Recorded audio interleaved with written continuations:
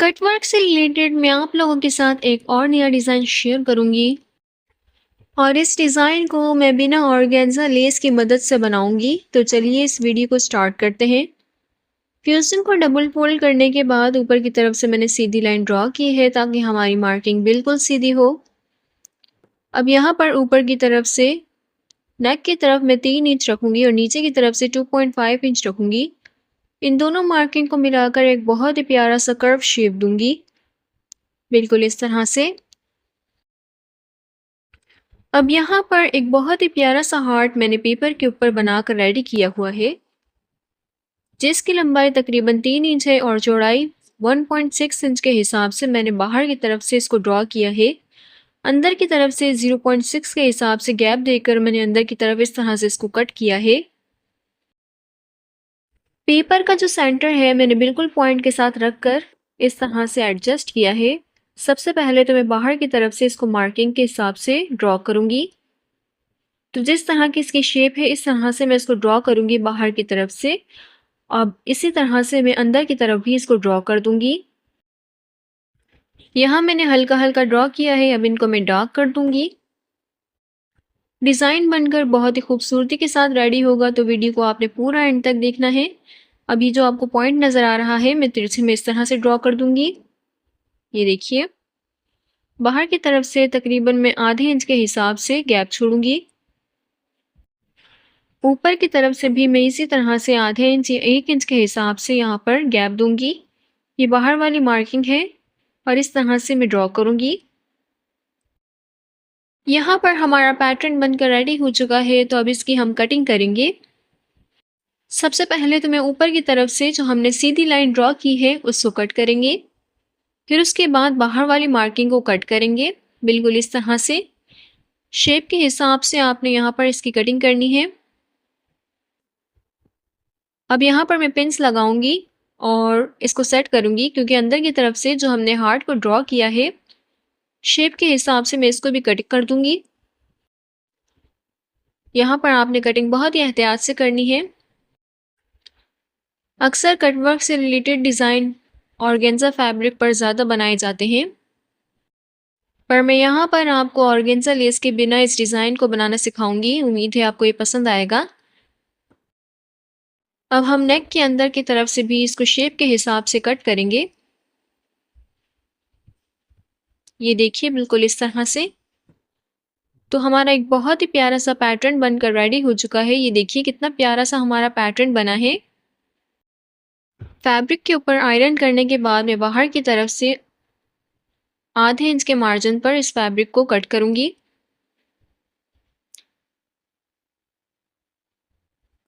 अब यहाँ पर मैं फैब्रिक ग्लू की मदद से बाहर वाले फैब्रिक को अंदर की तरफ पेस्ट करूंगी, लेकिन उससे पहले मैं सभी तरफ कट्स लगाऊंगी इस तरह से।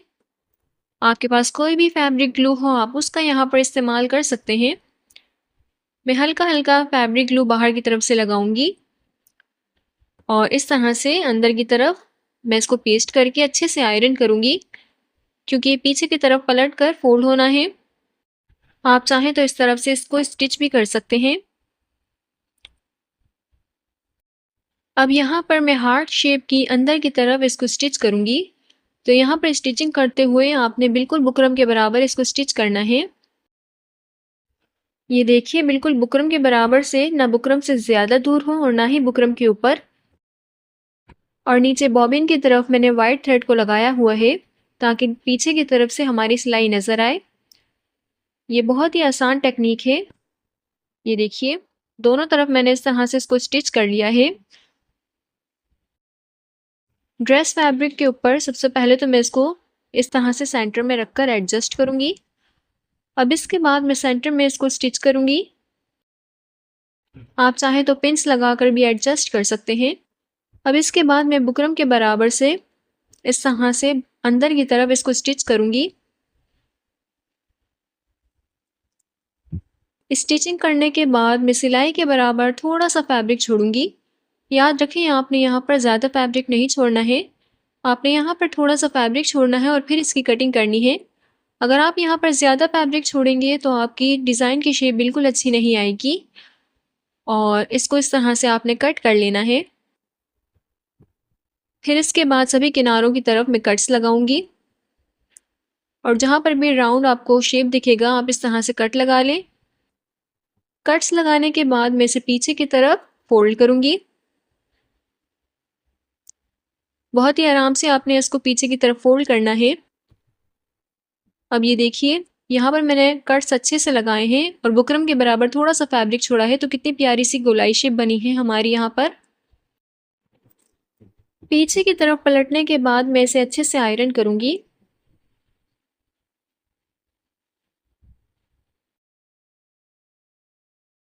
आयरन करने के बाद यहाँ पर मैंने डिज़ाइन का एक हिस्सा पहले से ही बनाकर रेडी किया हुआ है। ये देखिए ये मैंने कैसे बनाया है मैं आपको अभी बता देती हूँ। तो सबसे पहले हमने यहाँ पर नीचे की तरफ से एक्स्ट्रा कपड़ा लेना है। एक्स्ट्रा फैब्रिक की लंबाई और चौड़ाई तकरीबन 3.5 इंच है। फैब्रिक को यहाँ पर मैंने सीधी तरफ रखा है। अब जो आपको सिलाई नज़र आ रही होगी मैं इसी के ऊपर स्टिच कर रही हूँ। तो यहाँ पर आपने बिल्कुल सिलाई के ऊपर स्टिच करना है।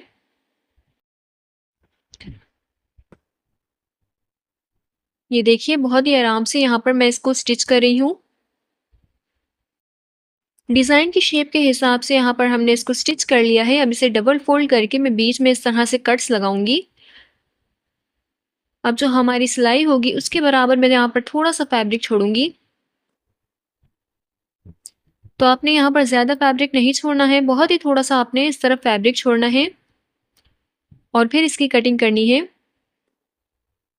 जिस तरह से यहाँ पर मैं कर रही हूँ। फिर उसके बाद मैं अच्छे से सभी तरफ कट्स लगा लूंगी।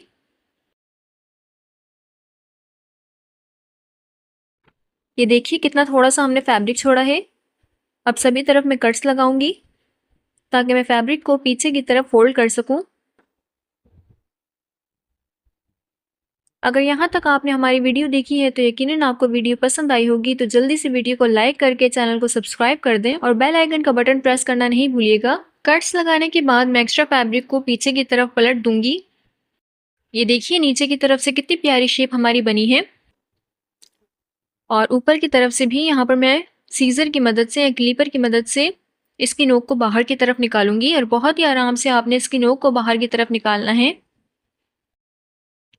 और फिर इसे पीछे की तरफ पलटकर अच्छे से आयरन करना है।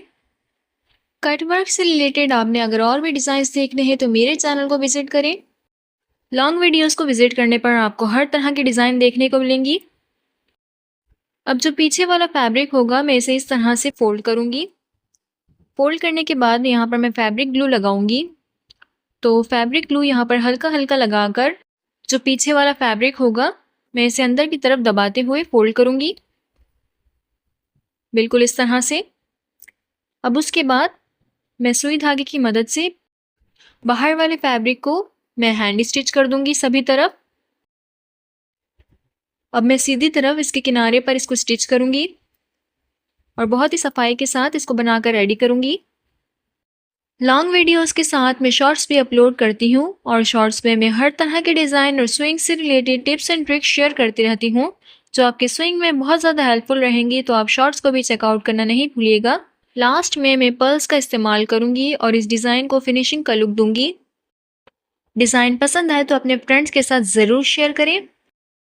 अभी मैं आपको इस डिज़ाइन का क्लोज व्यू भी दिखा देती हूँ। ये आप देख सकते हैं कितनी फिनिशिंग के साथ इस डिज़ाइन को बनाकर रेडी किया है। वीडियो को लाइक करके कमेंट सेक्शन के अंदर गुड लिख लें। ऐसे और भी डिज़ाइंस देखने के लिए मेरे चैनल के साथ जुड़े रहें। फिर मिलते हैं नेक्स्ट वीडियो में। Thank you for watching.